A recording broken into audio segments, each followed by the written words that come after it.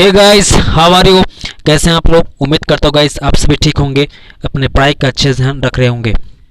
Guys आज मैंने class 10 board exam preparation related subject physics का बहुत ही इंपॉर्टेंट चैप्टर इलेक्ट्रिसिटी का ओम्स लॉ लाया हूँ गाइस। ठीक है, ये काफ़ी इंपॉर्टेंट टॉपिक है जिससे हमेशा क्वेश्चन बोर्ड में रहता ही रहता है। ठीक है, तो चलिए गाइस हम लोग वीडियो को स्टार्ट करते हैं। तो फ्रेंड आज हम लोग ओम्स लॉ स्टार्ट करने जा रहे हैं। ठीक है, आज हम लोग ओम्स लॉ के बारे में पढ़ेंगे, उसका डेफिनेशन, उसका मैथमेटिकल रिप्रेजेंटेशन, ग्राफिकल रिप्रेजेंटेशन भी पढ़ेंगे गाइस। ठीक है, काफ़ी इंपॉर्टेंट लॉ है, ये एग्जाम में आता है। ठीक है, तो वीडियो को आप अंत तक देखो तभी पूरा आपको समझ में आएगा गाइस। ठीक है, तो चलिए हम लोग स्टार्ट करते हैं।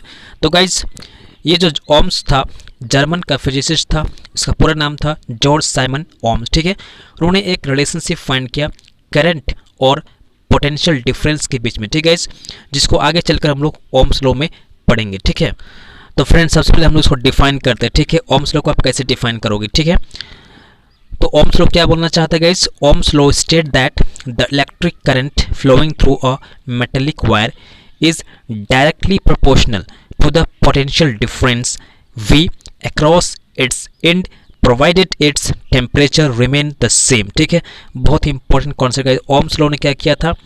एक रिलेशनशिप स्थापित किया, रिलेशनशिप बनाया किसके बीच में? करंट और वोल्टेज के बीच में, यानी पोटेंशियल डिफरेंस के बीच में, जो कि डायरेक्ट रिलेशनशिप था गाइस। ठीक है, प्रोपोर्शनल, डायरेक्टली प्रोपोर्शनल रिलेशनशिप था गाइस, यानी कि V बढ़ने पर क्या होगा? I भी बढ़ता। ठीक है, इसको मैं एक डायग्राम से दिखा रहा हूँ गाइस, देखो।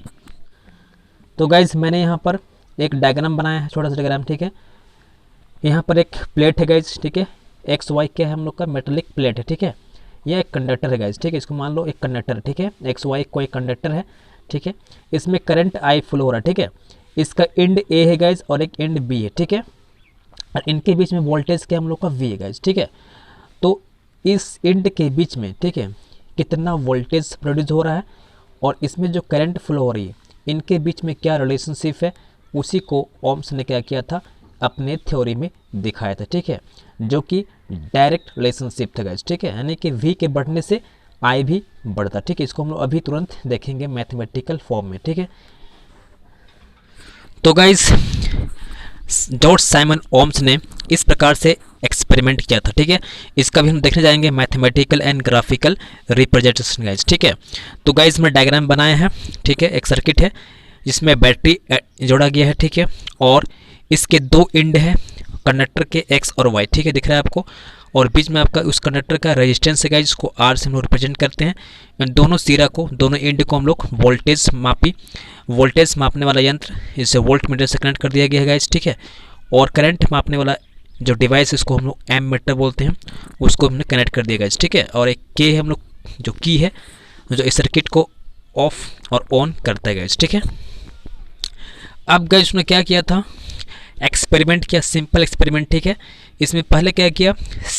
वन सेल लगाया। ठीक है, तो वन सेल लगाया, एक बैटरी इंड किया। ठीक है, तो एक बैटरी इंड करने पर कितना करंट आएगा उसको मेजरमेंट किया, और एक बैटरी लगाने पर कितना वोल्ट आएगा उसको भी रीडिंग किया गाइस। ठीक है, उसके बाद उसका रिलेशनशिप निकाल दिया V/I। ठीक है, यानी R फाइंड किया गाइस। ठीक है,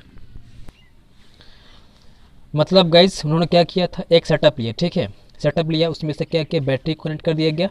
ठीक है, बैटरी कनेक्ट कर दिया। ये बहुत ही इंपॉर्टेंट गाइस। ठीक है, एक्सपेरिमेंट में आपके एग्जाम में आता है। ठीक है, आपके प्रैक्टिकल एग्जाम में भी आता है। ठीक है, बहुत इंपॉर्टेंट है।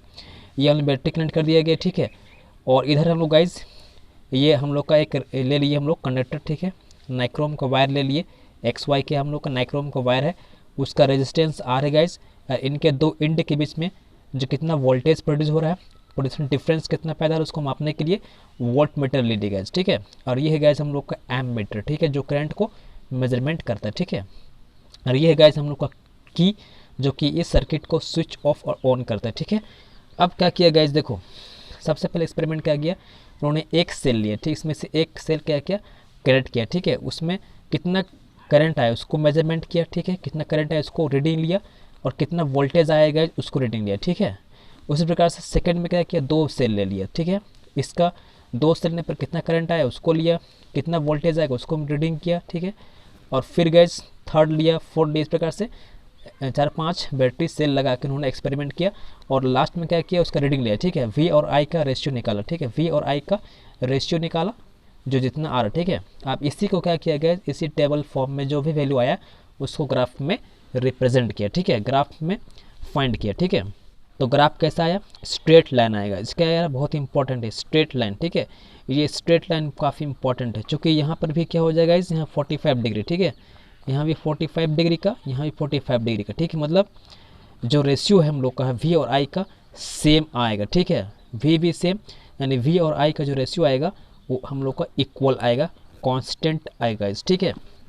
इसी को हम लोग मैथमेटिकल फॉर्म में देख रहे गाइस, ठीक है। तो गाइस इसी का मैथमेटिकल फॉर्म है v directly proportional to i होगा।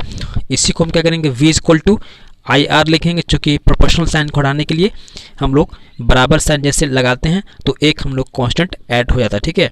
तो v इक्वल टू क्या हो जाएगा, आई आर हो जाएगा।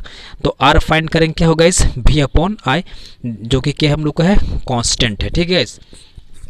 तो गाइज यहाँ पर जो वी आई ग्राफ दिख रहा है वो स्ट्रेट लाइन है that passes through the origin of the graph. आप देख रहे हो ये जो ग्राफ है ओरिजिन से पास हो रहा है, ठीक है, आपके ओरिजिन से पास हो रहा है, ग्राफ के ओरिजिन से पास हो रहा है, ठीक है, जो बता रहा है कि जो वैल्यू है हम लोग का है वी और आई वो कांस्टेंट फॉर्म में चल रहा है, क्या है, कांस्टेंट है गाइज, ठीक है। एक तरफ हम लोग करंट को दिखाएंगे एक्स एक्सिस में और वाई एक्सिस में गाइज हम लोग पोटेंशियल डिफरेंस को शो करेंगे, ठीक है।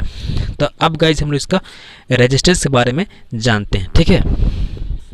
तो गाइज ये काफ़ी इंपॉर्टेंट है आपके एग्जाम के लिए, एक्सपेरिमेंट जो आपको होगा कॉलेज में स्कूल में, ठीक है, तो इसके लिए काफ़ी इंपॉर्टेंट, ठीक है। तो इसका रीडिंग आपको पता होना चाहिए, ठीक है।